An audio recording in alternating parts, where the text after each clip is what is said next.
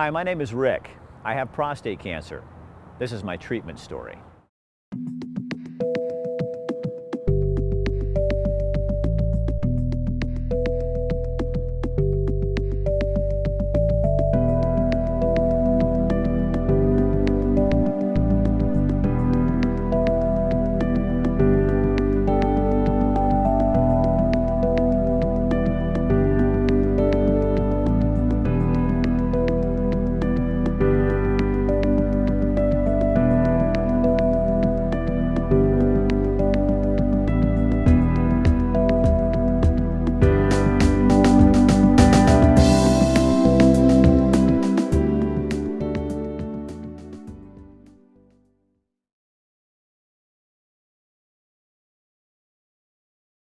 Yeah, let me show you one of these beacons. This is what the beacons look like. I don't know if you've seen these. I saw it when she reloaded to put the other one in. Okay. She showed me how big. I was shocked Excellent. at how big it is. I mean, Okay. I know that looks small.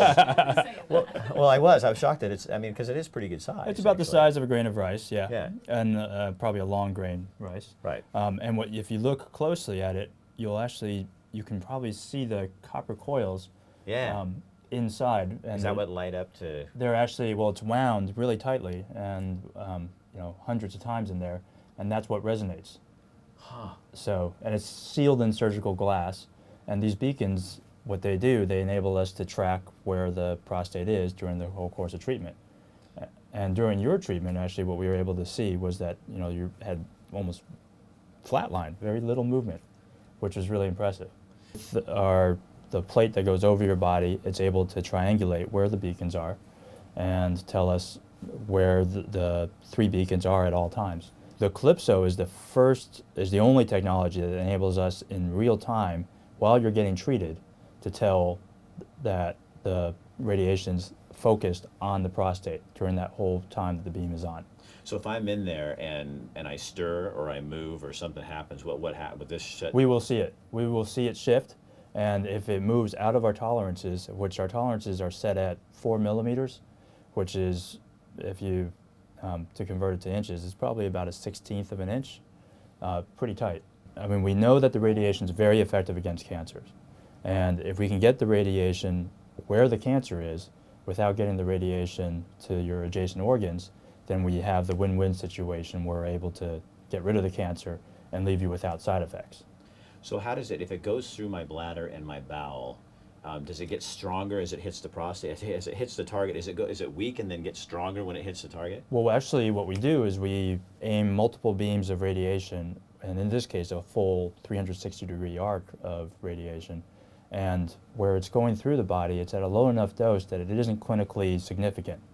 And where all the beams meet in the middle is actually where the highest dose of radiation is, and that's what really has its clinical effect. Okay, we're halfway through the procedure, so that's 14 days in of my 28 days, and so far I'm not making light of it, but this has been really easy. I do have some symptoms. When I urinate, it's difficult to go to the bathroom. It just, you get some little spasms in there, and I spend a little bit more time at the urinal than the younger people next to me who aren't going through Calypso radiation, so that is something that I have to deal with. But I'll tell you what, compared to what I thought I was going to have to deal with, this has been nothing horrible at all. I have not had any fatigue, and I have been working out 2 hours a day continually and riding my bike on weekends, 50-mile bike rides with my wife, so it hasn't changed a lot of my lifestyle except for the fact that I'm living in Portland and not at my home. So I am pleasantly surprised because I heard all the things, you're going to get tired, this is going to happen, and I haven't experienced any of that yet. So just 2 weeks to go and we'll see what happens. So this is how precise this Calypso radiation is. One day I'm laying on the table and I needed to pass gas, and there was no one in the room, all the doors were locked, so I figured, hey, I can get away with this, nobody's gonna know. And later, afterwards, I met with my doctor and he said, so you had a little gas.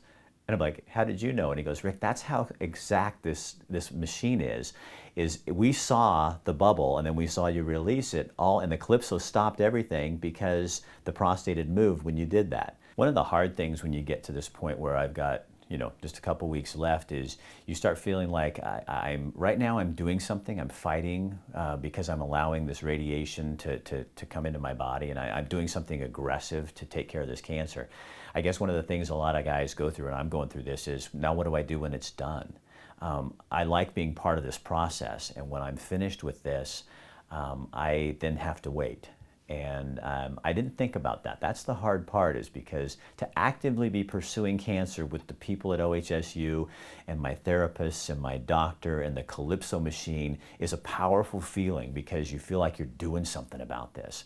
But the reality is, now when I'm done in 2 weeks, I have to wait. And I'm going to be just like everybody else with prostate cancer.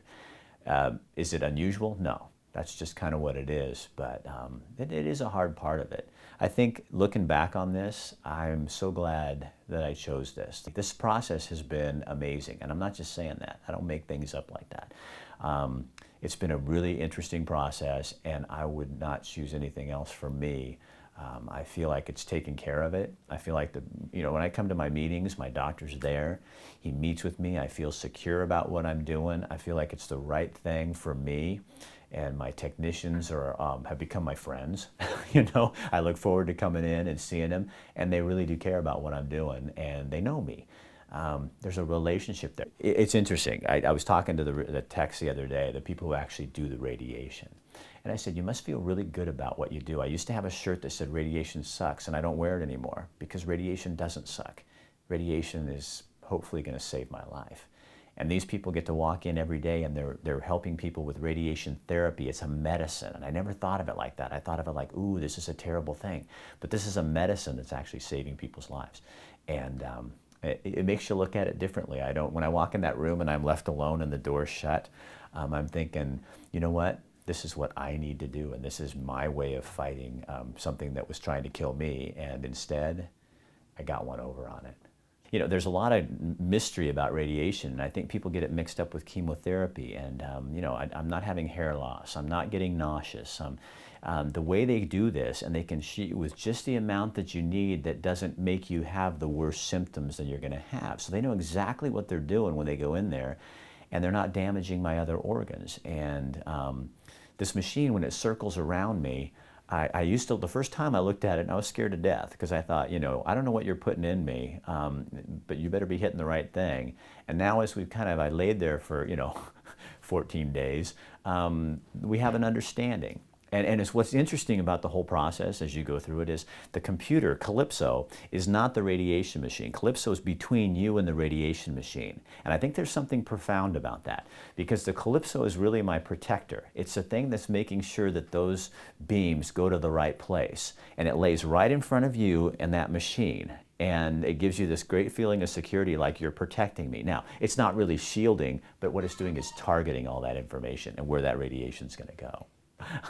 It's just funny how 2 weeks can change your whole outlook on this. And I am now going to wear shirts that are pro-radiation. I am for radiation.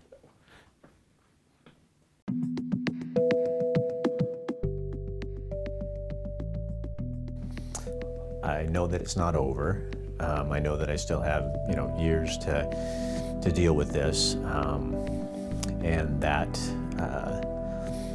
it's just the reality of cancer.